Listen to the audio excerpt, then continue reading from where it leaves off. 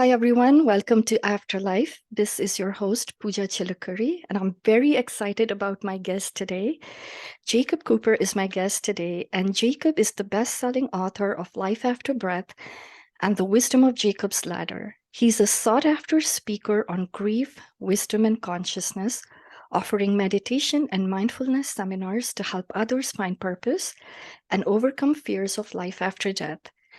As a clinical social worker, Reiki Master, and certified hypnotherapist specializing in past life regression, Jacob uses his extensive personal and professional experience to empower one soul at a time. Welcome to the show, Jacob. Oh, it's such an honor. Thank you for having me, Pooja. Really, I'm so glad that the heavens opened up and we connected.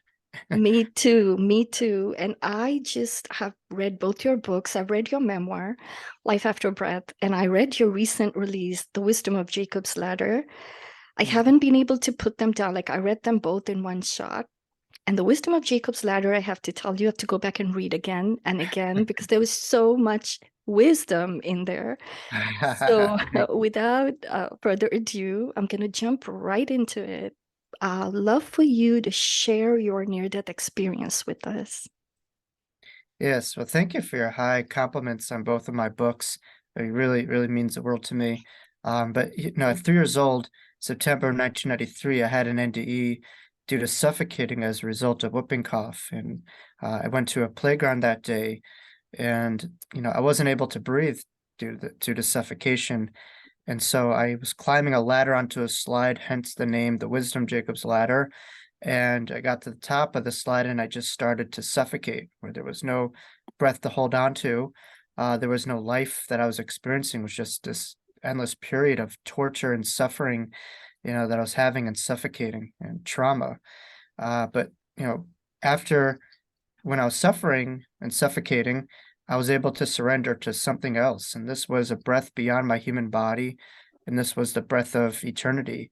And so while my actual human breath wasn't working, I recognized that there's a breath within all of us, the breath of creation. And so I was able to surrender to this. And once I surrendered, I acknowledged the pain, but understood that, it came and gone, that this breath of eternity triumphed the breath of the human body that was taken from me. It was when I was able to transcend this experience and cross over.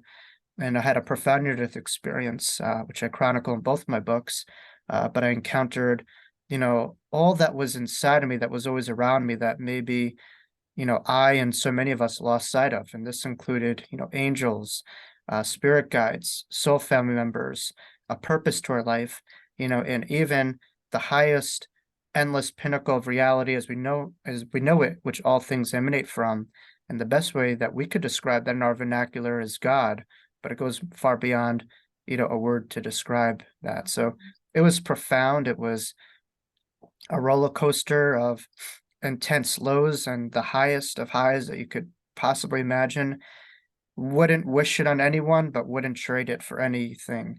And I'm grateful for it. It was a real blessing from, the heavens to have this experience. I'm grateful for every part of it. And I'm so grateful that you took the time to share that experience with us, Jacob. I remember from reading your memoir and from listening to you right now, it was when you were a child. And Right. one of the things I wonder about crossing over, experiencing reality from a very different point of view. Did you still feel like that was the child Jacob that was experiencing all that you experienced? Yeah. I think two things could be true at the same time. We live in a reality where it's like, right, you have one thing and that has to be true, and that's it. So, when I was crossing over on the other side, yes, I was aware of myself in that 3-year-old self, but I was also the real experience this, came from beyond my 3-year-old body.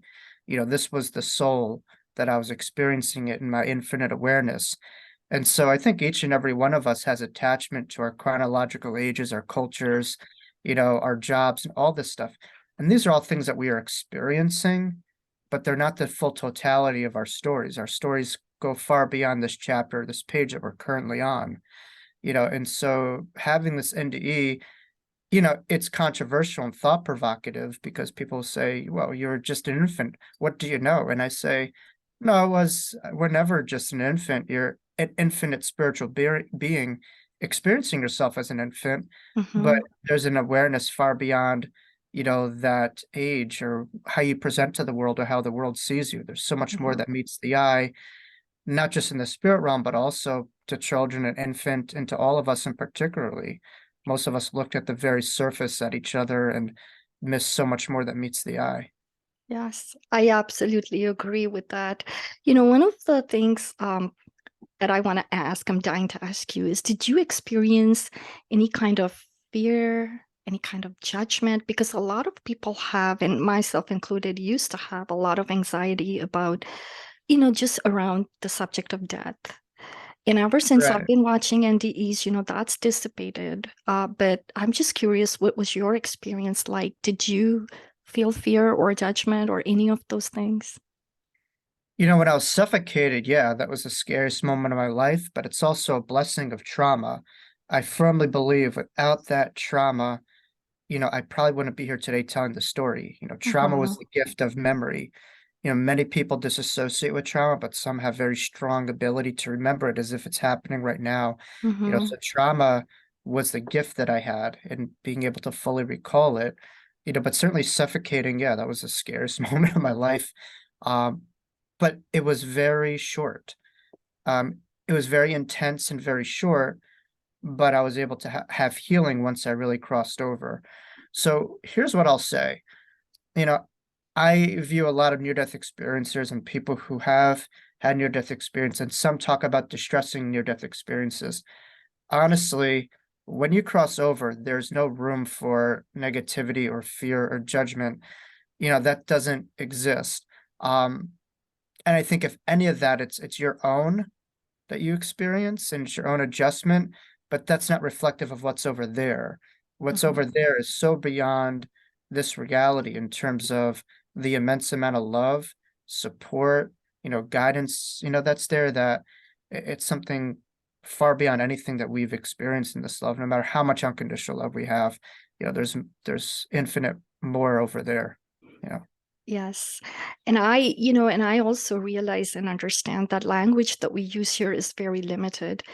Right. Probably what you experience, and forgive me if I'm putting words in your mouth, but I'm sure it's hard to describe it in human words. And Right. and Right. you were 3 years old, so I wonder, like coming back into your body, was that difficult? Was that difficult to explain to others what you've been through? Like, how was that like? Yeah, I mean, I'm learning stuff about my near-death experience every day. I mean, there was a part of me that, early on really didn't talk about it. So I threw out in early interviews and said, okay, I was 4 or 5 years old because I'm my own biggest skeptic. And I couldn't imagine like I was this young. I knew I was in preschool, but like I forgot like, oh, okay, you could be 4 or 3, you could be 3 years old in preschool. So I spoke to my parents and they told me that I was 3 years old, which blew my mind because it just seems like just yesterday. And I'm like, geez, how do I yeah. But also my father told me that shortly after my experience, and I'm just kind of using my language now, but I told him, remember when I was rushed to the hospital after having my NDE, something profound happened, which won't make sense to you now, but one day it will.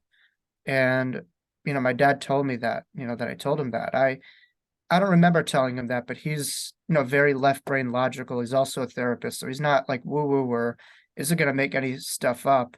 What you see is what you get in many ways. So, but having the trauma of the near-death experience also influenced my brain because my brain was deprived of oxygen, and I felt a large snap in my brain. There's a saying, my brain cracked open and God came in. Well, Oh, which literally that happened to me. I mean, I felt a large crack in my brain. And once this happened, I was really able to have the full crossover experience as well as surrendering to it. Um, but I recognized that my brain was much different. And, within this reality, there's two sides of consciousness. There's a rigid material reductionalism, mm, which will say that the brain produces the yeah. mind, Mhm. or, near-death experiences kind of put that, into question because if you have these NDEs, then how are you supposed to have any development of thought or mind? Bear in mind something that's you're able to remember, like myself, 30 years later, something so clear. So where is that coming from? So I think the brain filters the mind, but doesn't produce it. But very early in my childhood, I would have a lot of these, mediumistic experiences, and I was crossing over on a regular basis. But I recognized that the world around me was so blind to this stuff, and it was so foreign to them.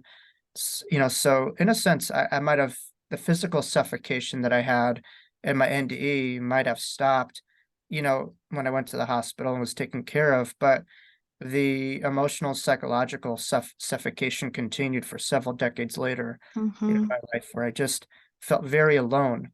Um, it wasn't until I picked up a book by an author and a friend of mine named Betty Adie, called Embraced by the Light. She's been featured on Oprah Winfrey in the 90s, that gave me a language for this kind of thing. I thought I was the only one that had it. So Betty's book changed my life and gave me the vernacular that my friend Dr. Raymond Moody Mm-hmm. establishes this as a thing, and it's called a near-death experience. But Mm-hmm. to me, it was just something that I didn't have a term for, that I kept very close to my heart. Yep. That's incredible, Jacob. You said something very profound, and I'm going to repeat it because I think it's important. You said that the brain filters the mind. It doesn't produce it. I have to Right. write that down somewhere for myself. The Uh, brain does not produce consciousness. I, yeah, I am living proof of that. Yeah. yes, yes, you definitely are. And you also said something else, you discovering Betty's book. Yeah, I think I've heard her story. It's incredible also. But being a child, being a teenager, there's this human part of you that wants to fit in, right? So I know you having these spiritually transformative experiences crossing over probably made it very difficult as a teenager to adjust and fit in. So do you want to comment on that? Because I know teenagers go through a lot anyways, but to have that Yeah. extra, yeah. It was very hard. I mean, there's always black sheep in families, but my family, we had the same food, we had the same house, we had the same parents, but I was by far the most difficult child of them all. And what was the differentiating factor? I understand there's black sheeps and differences, but I was a tremendous outlier beyond a black sheep. Yeah. I started therapy at 10 years old. I was just someone who wreaked havoc. But in a way, there was a reality that I was resisting in some way, that I wasn't agreed with, or it just didn't make sense. I think sometimes we forget that part of ourselves, that we aren't these kids, we're these infinite souls, and the world sees us as that. So there's conformity. So I guess to myself, to survive, I had to kind of bury this, Mm, away, and just kind of learn how to be a kid and bury that awareness that saw past, this kind of thing. But I think to thrive, I had to make sense of it. And that happened, still happening every day. yeah. So, to be called a kid, or to go through this again, knowing that I'm not a kid and experiencing myself as that was quite challenging. It led to a lot of defiant behaviors. And, because people were looking at me as something that I knew that I just was not. I Oh, so much more. Yeah, I'm listening to you and I'm thinking, what a and again, the word burden maybe isn't the right word, but I'm thinking what a special burden to have because I think being forgetful, I know we're souls, we come here, we forget, we're adjusting to this body, but in some ways it makes it easier to have the human experience. I don't know. What do you feel like with all that awareness, has it made it harder? Is it easier? Like I'm just trying to, Right. It made my childhood a lot harder. yeah, I can imagine. That's undeniable, for many reasons. I mean, the trauma of suffocating what I had, made quite a tumultuous childhood, combined with just, you know, how awkward it was, knowing what I knew Yeah. and other people not. It just kind of like everyone's on this conveyor belt. You take yourself out of it and you recognize what's going on. And you probably know more than the adults, kind of dictating Mm-hmm. the conveyor belt. And, Yeah. oh, So, but to kind of survive the next like chapters, you just kind of need to conform and do and play the game. So I had to kind of bury that in a way. yeah. But I think as an adult, it's been a lot more rewarding, as I've come into my own. Um, but with great power of awareness comes great responsibility, I would say. I mean, this NDE, is a big responsibility. It just doesn't take care of itself on its own. So it required an immense amount of work and vulnerability, but I wouldn't trade it for anything. But I recognize that this experience wasn't just for me. I think we have a term and that's always thrown out that says we are one. But what exactly does that mean? Oneness does not mean sameness because we're not all the same. No. We are unique, we are different, but beyond that difference is a phyla of connectivity. But I learned in my NDE having it, in a playground wasn't trivial. It wasn't by accident. There's a saying, we're all children in God's playgrounds. Here as our brothers and sisters keeper, responsible for one another. Yeah. So to me, that meant, okay, I'm responsible to help out others. Mhm. And this near-death experience is something profound for me to give to others. It wasn't just a gift for me to hold on to. It was a gift for me to give to others, to not tell anything new that people didn't know, but to remind them of what they already know deep within. Mhm. And thank you for sharing your gift with us, because I think when you do that, you give others permission to share their gift. Because sometimes I wonder, how many of us have spiritually transformative experiences, whether it's near death or something else, and we bury that gift because we're struggling so hard to fit in the world around us. So Right. thank you for sharing your gifts. Yes. And I do have a question about, speaking of the world. One of the things I remember reading in your memoir that struck me was, you said you experienced like spirit guides and angels, and there was a Christ awareness. But being at 3 years old, those were probably not things you had already heard or familiar with, because No. sometimes people say, you see or hear things that you already taught, but that wasn't part of your upbringing, right? Was No. it? Oh, Which really gives a lot more validity to the experience. yeah. And it's congruent with near-death experiences. I mean, there are people who are atheists, who totally don't believe in God and all of a sudden have their minds blown, or people who might grow up, in Islamic faiths and they experience Jesus, or, then the NDE has nothing to do with religious viewpoints. Yeah. And if it does, to me, it's not an authentic NDE. You're just kind of carrying over, what you prior believe. It should be something, in a way, totally different than religious programming or condition. Hmm. What Spirituality transcends that to me. And can I ask you a question out of curiosity? I'm very curious about this because I don't know anything about this. Um, I've heard of angels, but you mentioned spirit guides. Is there a difference? Yes, yes. Angels are more, you think, the term micro and macro, right? Macro is more of like big picture and more Mhm. focused on the greater good, the greater whole. Spirit guides to me are more micro. Spirit guides are more focused on the individual. They're contracted with you, and they're beings that, to me, are your closest things to you that we know it as. They are your cheerleaders. They are your biggest supporters. They're here contracted you before you get here, beings that you have a profound connection with. Um, I think the deepest connection you could have with almost any being is your spirit guides. And with time, I think spirit guides evolve, but your two primary guides that you come into this world with, stay. Your primary guides Mm, stay throughout your lifetime. Other guides on a on a more distant level kind of come and go, but your nuclear guides, are mhm, are the closest thing to you as you know it. Um, so I connected to an infinite amount of angels that I saw, and they were more uniformal in presentation. They're less mhm, focused on me and more focused on the greater planet and mm, situation at hand. But in a sense, like all they were doing was just giving energy with, no form of identity other than to give love. yeah. And I almost had to like smack myself because it seemed more real than real. It was such an adjustment. Again, there's an Mhm, adjustment phase that you go through when you do cross over, no matter how old or how young you've been on this earth for, you still carry like that part of you that is processing this through your earth experiences. And then you settle into your soul and your familiarity with it. Uh, but these angels that I saw weren't, millions of miles away. They were right, you know, overlaying this reality right here. It's just Mm-hmm. the thinnest veil ever separating this reality and the angelic realm. It's Yeah. so thin, I can't begin to describe how thin of a veil, but it's as real as looking at someone. It's like right in front of you, just a thin veil of separation. And thank you for saying that, because one of the lies, and I'm going to say it, and I think I bought into it, is that the separation is so great between heaven and here. And No, it's not. yeah, I mean, it felt in many ways like I was a million miles away. Yeah. But then also a part of it was really right overlaying my body on the ground in the playground.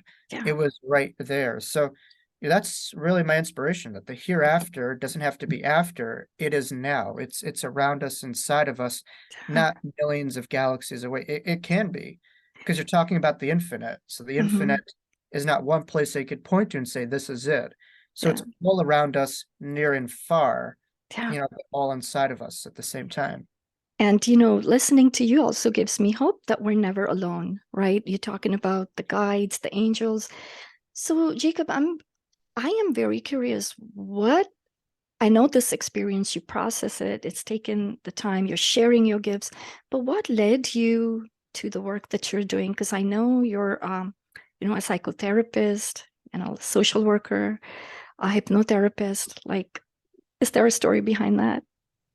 I mean, yeah, I would say at the very basic, I was given my life given back to me when I Mhm. was not able to hold on to anything and experience endless suffering. I was saved from that and experienced euphoria and the recollection that there is only life. Life is only that there is. But later in life, I remember, and I recognized that people could be alive but could really be dead. They're not connected, or they're not really truly living. So the key is to live while we live. So my goal was really to give back that life force that I was given back in my NDE to other people who just felt out of sorts or disconnected, to really gain back their power and something that was always inside of them. They're kind of like the Wizard of Oz, like you had the power all along in you, Yeah. but sometimes we forget that, and our identity of suffering triumphs our true identity of endless love and endless potential inside of all of us. So I think it's really is about, filling each person that I connect to in their box in a different way. Our box determines our reality. How we see ourselves in this box when we fill it in will determine how we see reality. So if you're able to be vulnerable enough, to make the unknown something that you don't fear, and something that you transform, it could change. When you think about it, the world was once seen as flat, throughout the majority of society as we know it. But through daring discovery, they were able to understand that that is not the case, that the world is Mhm. round. Yeah. So they were able to challenge what they knew, to allow themselves to go into the unknown. And I think people get stuck of this afterlife stuff because they'd rather hold on to what they know than to open themselves up to what they don't know. So I Mhm. think growth comes from making friends with the unknown and constantly expanding our horizons, knowing that we can't die, from that, but we can die in a way from stagnation. We can't Yes. die from not moving. That is not living while we're living. To me, life force is kind of like a body of water. It replenishes itself. It's not a Mhm. stagnant body of water that has no flow. No one wants to be around that. Yeah. You want to Yeah. be around something that's fresh and recreates itself and expands and has a rhythm to it. And I really appreciate you sharing that stagnation. I think a lot of us cannot move past our pain. Right. Um, I've even heard, and I don't know if it's true, that we can become addicted to our pain. So I We appreciate are. it. Yeah. As a society, just look at the news. What's there? It's not Mm, angels and fairies. It's us versus them. That kind of thing. And yeah. we're taking on political identities to triumph our spiritual identities. And actually, that brings me to a lot of the insights that I found in your recent book, The Wisdom of Jacob's Ladder. I love that book. I really do. I've already ruined it. I've like underlined it, written in it. I'll have So, to send you a signed copy to, yes, thank you. So one of the things I learned from that, you're helping people process grief. And there's something you say in that book that touched me very deeply because I'm very attached to the people that I love, and I cannot imagine losing them. But you talk about the journey going from that empty chair during the holidays to feeling connected with them all the time. So that process, I'm just curious, how do you even begin to process? Right. Like I said before, two things could be true at the same time. You could spiritually be aware of all these things, but you could also allow yourself to have natural human emotions. I don't believe the soul grieves. I think our psyches and emotions grieve. The soul Yeah. knows, and it's infinitely connected on a deep level, to loved ones who have crossed over. But our minds, Oh, emotions, and psyches, grieve, I believe. yeah. Um, and so we could have both the human awareness and the spiritual awareness, and I think it's important to allow yourself to have both of those coexisting and to not judge yourself if you're not, you know, because we live in a very trendy world. We just want to get on to the next thing. We just don't allow ourselves to be. So, I think really an authentic life is just allowing yourself to unfold as is without judgment of where you think you should be, or, just allowing yourself to be as is. Yeah. um, that will not necessarily change the fact that the person isn't there as you know it, or won't necessarily change your grief, because however long you knew the person is how long you're going to grieve. But it Mhm. doesn't mean that the grief does not have to take over your life, and you could function and find meaning with it beyond the pain that you experience in some of the acute grief stages early on. Yeah. Yeah. So thank you. Thank you for sharing that, Jacob. And also another question I have is, you know, if people have anxiety around this whole process of death, because again, when I told someone that I was starting a podcast where I was going to be interviewing people over, who've crossed over, I sensed some resistance. Like, this is not a comfortable topic for many of us. So, your story, the one of the things that was really touched me when you talk about there being a lot of love on the other side, there's nothing to fear. Uh, Mm. did you experience that just through the spirit guides, or did you see family members? Like, I'm just curious. I've myself really had a lot of interdimensional communication beyond just my NDE, and so I've had even an out of body experience, in my early college years, which was profound as well. And I think my NDE, influenced that as well. I think a lot of near-death experiencers come back with gifts from interdimensional communication, more heightened intuitive senses, just more of a familiarity and connection to that. Um, but what I would say is it's a very rational belief system for people to fear death. I do the two biggest fears that people have, which is public speaking and death. Those are the two biggest things that normal people have, death and public speaking. But as a therapist, I could tell you that there is such a thing as short term and long term.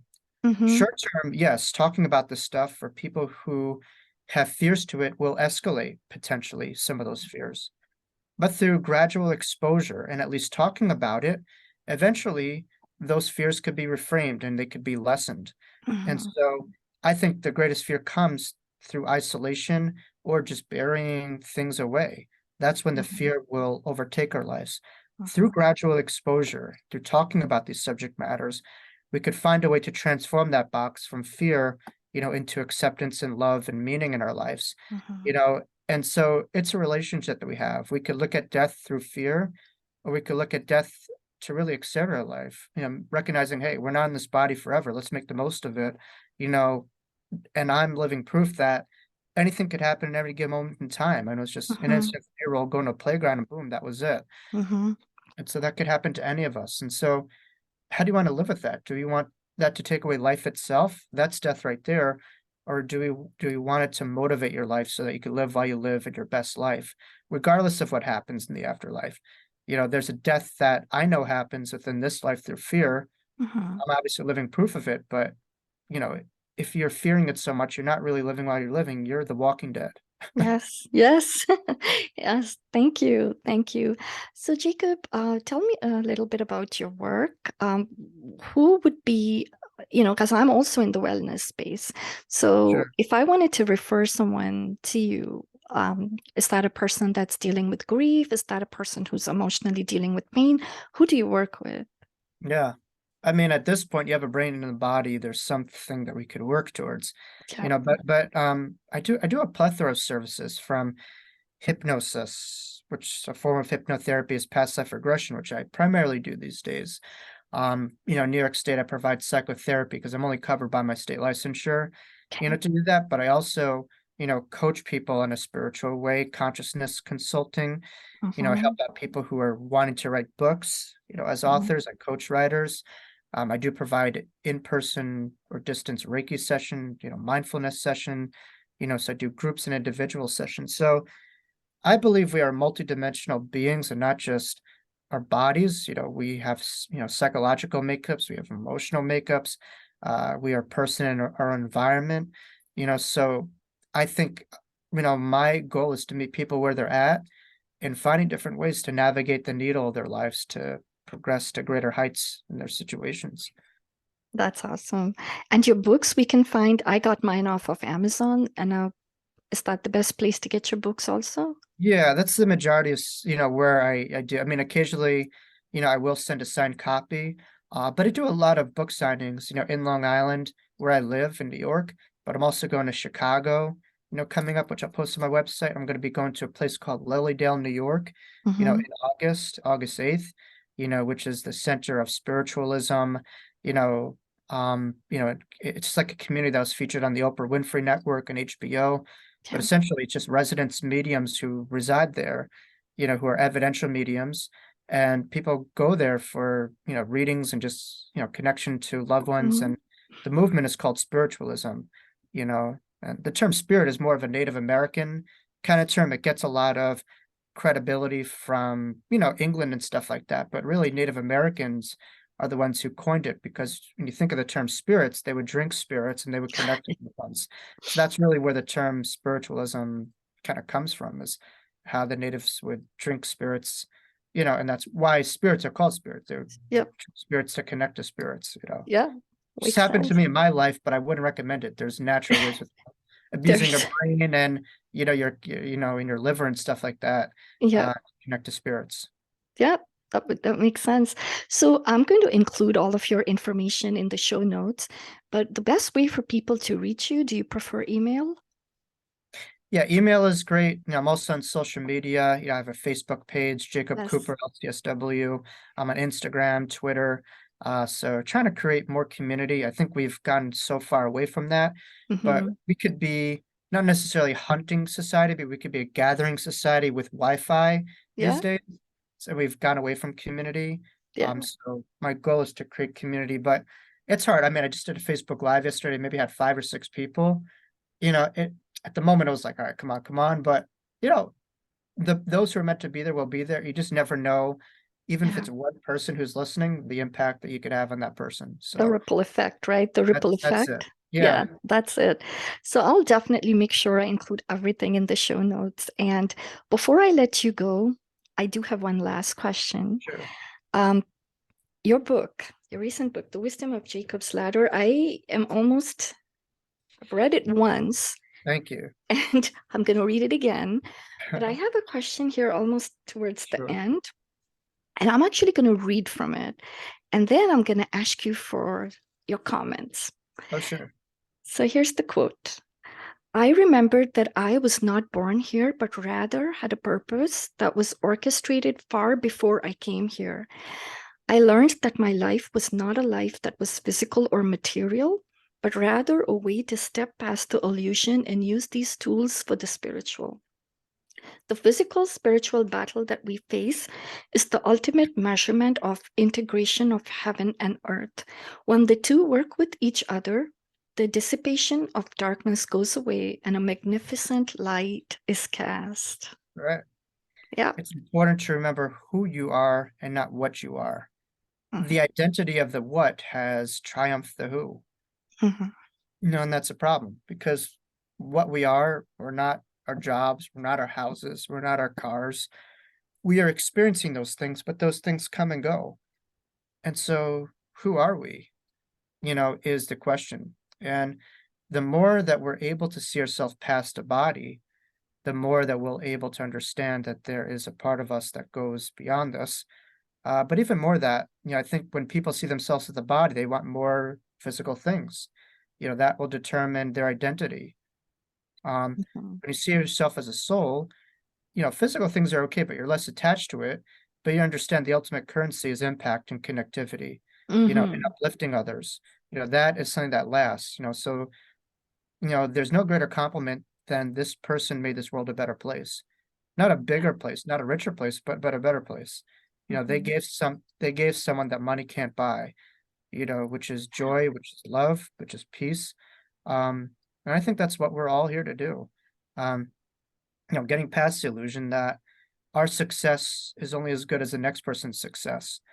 Um, when someone else is hurting, we're hurting. So oneness doesn't just mean, hey, spending thousands of dollars, on these retreats and meditating, lighting incense, but then not really caring about people. That's not it.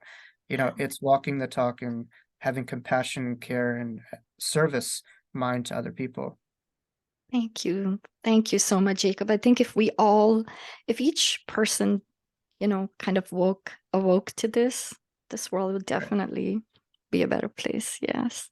Thank you Absolutely. so much for taking the time to speak with us today. I really appreciate you being on this show.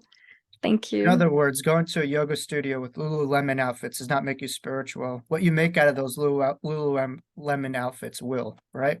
Right. And that's Right, where the magic happens. right, right, Right. right. Yeah. Yep, you Totally got it. appreciate this conversation with you, Jacob. Be Thank well. you. Thank All you. right.